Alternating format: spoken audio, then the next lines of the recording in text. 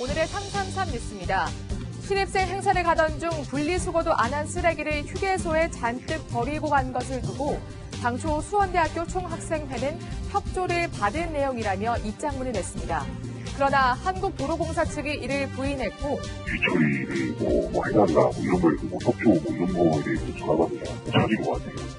비판이 거세지자 결국 수원대 총학생회 측은 뒤늦게 사과문을 냈습니다. 하지만 재학생들은 총학을 분리수거해야 한다, 사퇴하라며 학교 명예실추의 책임을 묻고 있습니다. 비닐로 코팅된 이러한 종이 가방을 비닐로 보고 금지할지, 종이로 보고 허용할지 환경부는 아직 결론을 내지 못했습니다. 피해는 고스란히 판매 사용업체들 몫입니다.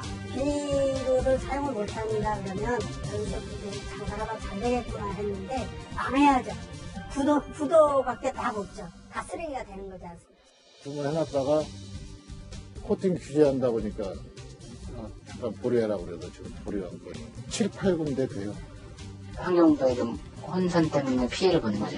이른바 비닐봉지 금지법을 지난해부터 입법 예고하고 올해 1월 시행하기까지 정작 현장의 목소리는 듣지 못한 환경부의 비판이 쏟아지고 있습니다.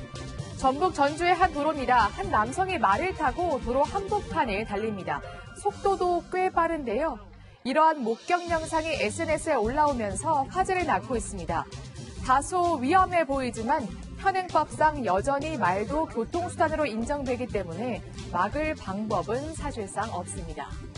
지난해 12월 자신의 신병 수료식에 참석했던 가족과 연인을 교통사고로 잃은 이등병이 조기 전역한 것으로 알려졌습니다. 전역 사유는 심신장애입니다.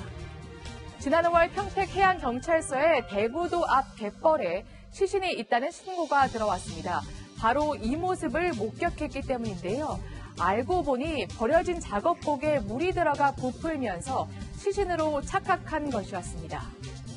92세 고령의 엘리자베스 영국 여왕이 SNS에 처음으로 사진을 올려 화제입니다.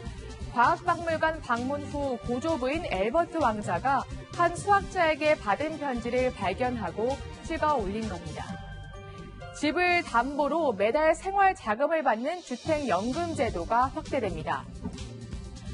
우선 60세 이상으로 제한된 가입 연령이 낮아져서 50대 중후반도 받을 수 있을 것으로 보입니다. 또 주택연금의 집값 기준이 시가에서 공시 가격으로 바뀌어서 고가 아파트 소유자도 가입이 가능해질 전망입니다. 주택연금 가입자가 사망하면 배우자가 자녀의 동의 없이 연금을 자동으로 이어받을 수 있게 됩니다. 자녀의 동의 과정에서 발생했던 가족 간 분쟁이 줄어들 것으로 보입니다.